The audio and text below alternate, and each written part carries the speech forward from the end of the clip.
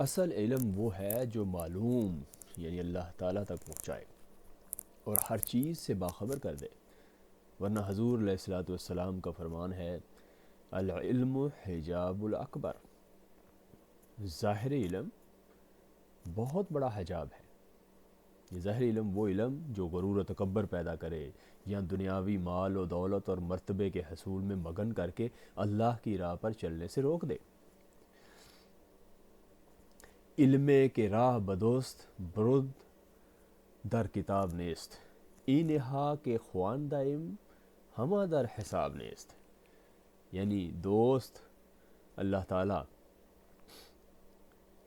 یعنی اللہ تعالیٰ سے ملانے والا علم کتابوں میں نہیں ملتا۔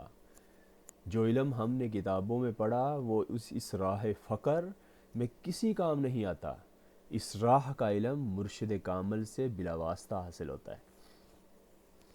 گر دل آنان صحبت جانان گرفت یافت، عمر یکا پائی رحلت و در رقاب نیست، یعنی اگر دل کو محبوب یعنی اللہ کی صحبت نصیب ہو جائے تو طالب کو ایسی جاودانی زندگی حاصل ہوتی ہے جس کی کوئی انتہا نہیں۔ ارشاد باری تعالیٰ ہے کمثل الحمار یحمل اسفارا، ان کی مثال ایسی ہے جیسے گدھے پر بوجھ لادا ہو۔ ذا اہل مدرسہ اسرار معرفت مطلب کہ نکتہ دان نشود کرم گھر کتاب خورد، یہ معرفت کے رازوں کو مدرسے والوں سے نہ پوچھ، کیونکہ کیڑا اگر کتاب کو کھا بھی لے پھر بھی نکتہ دان نہیں بن سکتا۔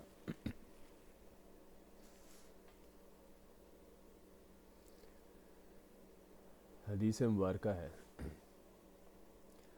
جس کا ترجمہ ہے کہ حضرت محمد رسول اللہ صلی اللہ علیہ وآلہ وسلم نے حضرت ابو ذر غفاری رضی اللہ تعالیٰ عنہ سے فرمایا، اے ابو ذر رضی اللہ تعالیٰ عنہ، اکیلے چلا کرو، اللہ تعالیٰ آسمانوں میں اکیلا ہے، تم زمین میں اکیلے ہو جاؤ۔ اے ابو ذر رضی اللہ عنہ، بے شک اللہ تعالیٰ جمیل ہے اور حسن و جمال کو پسند فرماتا ہے۔ اے ابو ذر رضی اللہ عنہ، کیا تجھے ادراک ہے کہ میں کس غم اور فکر میں رہتا ہوں اور مجھے کس چیز کا اشتیاق ہے؟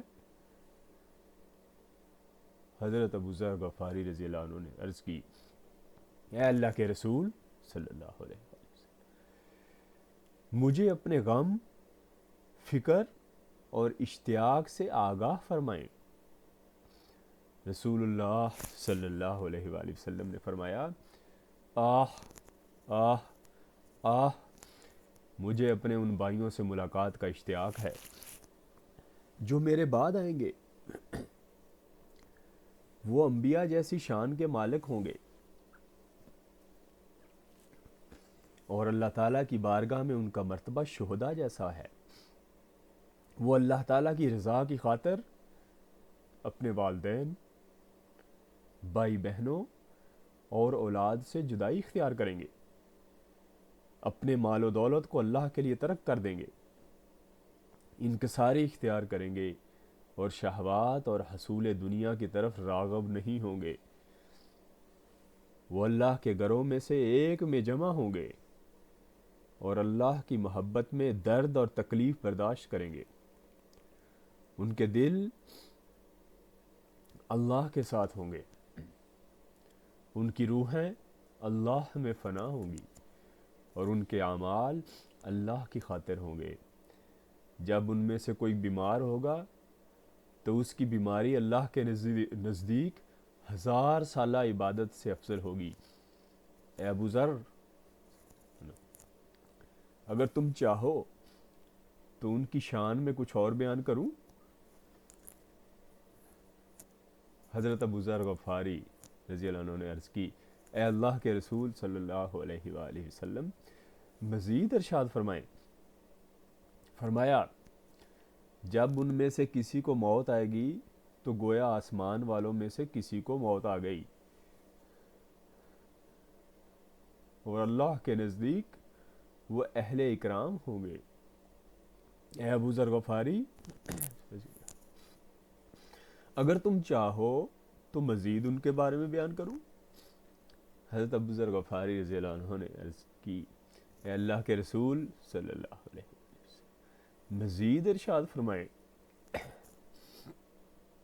فرمایا اگر کوئی جوں ان کے کپڑوں میں گھس کر انہیں کاٹے گی تو اس تکلیف کے بدلے اللہ تعالیٰ انہیں 70 حج اور 70 عمرہ کے برابر اجر دے گا، اور ان کے لیے حضرت اسماعیل علیہ السلام کی اولاد سے 40 غلام آزاد کرنے کے برابر اجر ہوگا، اور وہ غلام بھی اتنے قیمتی کہ ان میں ہر غلام کی قیمت 12,000 دینار ہو۔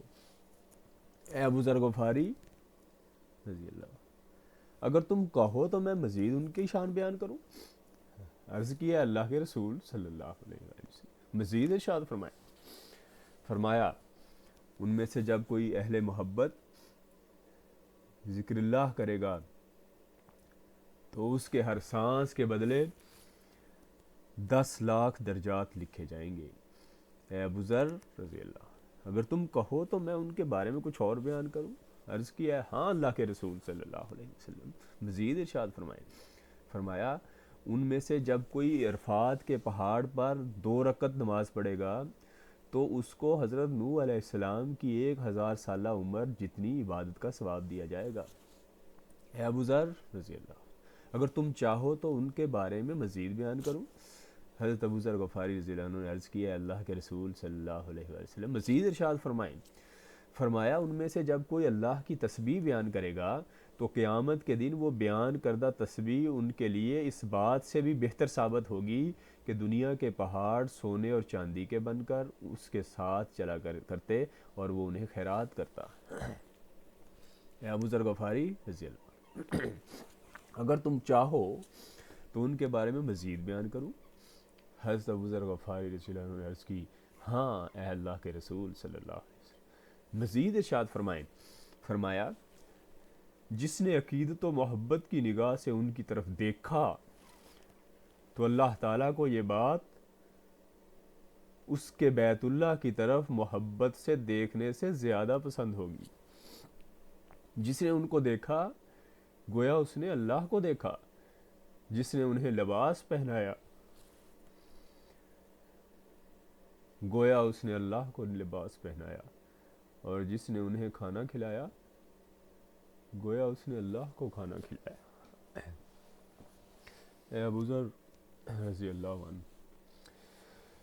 اگر تم چاہو تو میں مزید بیان کروں؟ حضرت ابو ذر غفاری رضی اللہ عنہ نے عرض کی ہاں اے اللہ کے رسول صلی اللہ علیہ وسلم مزید ارشاد فرمائیں۔ فرمایا وہ گناہگار جو گناہ کرنے پر بضد ہوا اگر ان کی محفل میں آ بیٹھے گا تو اٹھنے سے پہلے اس کے گناہ معاف کر دیے جائیں گے۔ پس تمہیں معلوم ہونا چاہیے کہ اہل دل کبھی سچے خوابوں کی صورت میں اسرار ملکوت کا مشاہدہ کرتے ہیں اور کبھی بیداری کی حالت میں انہیں مشاہدہ ہوتا ہے جیسے نیند میں ہوتا ہے، جس سے انہیں ہر چیز کے معنی سمجھ آ جاتے ہیں۔ یہ حالت اعلیٰ درجات میں سے ہے جو درجات انبیاء میں سے ہے۔ بے شک سچے خواب نبوت کا 46واں حصہ ہیں، پس تم ان کے معاملے میں ڈرنا۔ اگر تم ان کے معاملے میں غلطی کرو گے تو تمہارے قصور کی حد تجاوز کر جائے گی اور تم ہلاکت میں پڑ جاؤ گے۔ ایسی عقل سے جہالت بہتر ہے جو ان کے انکار کی طرف راغب کرے۔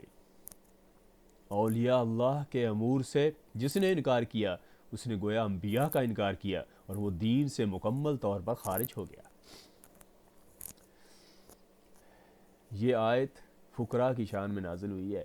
ارشاد باری تعالیٰ ہے وَاصْبِرْ نَفْسَكَ مَعَ الَّذِينَ يَدْعُونَ رَبَّهُمْ بِالْغَدَاةِ وَالْعَشِيِّ يُرِيدُونَ وَجْهَهُ وَلَا تَعْدُ عَيْنَاكَ عَنْهُمْ تُرِيدُ زِينَةَ الْحَيَاةِ الدُّنْيَا وَلَا تُطِعْ مَنْ أَغْفَلْنَا قَلْبَهُ عَنْ ذِكْرِنَا وَاتَّبَعَ هَوَاهُ وَكَانَ أَمْرُهُ فُرُطًا۔ یعنی آپ صلی اللہ علیہ وسلم ان لوگوں کے ساتھ رہا کریں جو اپنے رب کے دیدار کی طلب میں دن رات گزارتے ہیں اور آپ کی آنکھیں دنیا کی زینت کی طرف نہ اٹھیں، اور ایسے لوگوں کی پیروی نہ کریں جن کے دلوں کو اللہ نے اپنے ذکر سے غافل کر دیا ہے، جن کے دلوں کو اللہ نے اپنے ذکر سے غافل کر دیا وہ ہوا و ہوس کی پیروی کرتے ہیں اور ان کا کام ہی حدیں پھلانگنا ہے۔ نیز یہ آیت بھی فقراء کے لیے ہی نازل ہوئی ہے۔ یا ایتھا النفس المطمئنہ ارجعی الی ربک راضیۃ مرضیہ فادخلی فی عبادی وادخلی جنتی۔ اے نفس مطمئنہ، لوٹ اپنے رب کی طرف اس حالت میں کہ وہ تجھ سے راضی ہو گیا اور تم اس سے، پس میرے نیک بندوں میں شامل ہو جا اور میرے قرب کی جنت میں داخل ہو جا۔ ارشاد باری تعالیٰ ہے، ما جعل اللہ لرجل من قلبین فی جوفی۔ ترجمہ ہے کہ اللہ تعالیٰ نے کسی شخص کے سینہ میں دو دل نہیں رکھے۔ رسالہ غوث العالم میں حضرت غوث العظم محی الدین قدس سرہ العزیز لکھتے ہیں، جس کا ترجمہ ہے کہ اللہ تعالیٰ نے مجھ سے فرمایا، اے غوث محی الدین رضی اللہ عنہ، میرے نزدیک فقیر وہ نہیں کہ جس کے پاس کچھ نہ ہو، بلکہ فقیر وہ ہے جس کا امر ہر شے پر ہو، اور جب وہ کسی شے کے لیے کن کہے تو فیکون ہو جائے۔ اے غوث محی الدین رضی اللہ عنہ، اپنے اصحاب اور احباب سے کہہ دو، جو شخص تجھ سے میری محبت کا طلبگار ہو، پس اس پر لازم ہے کہ فقر اختیار کرے۔ جہاں فقر مکمل ہوتا ہے وہاں وہی اللہ ہے۔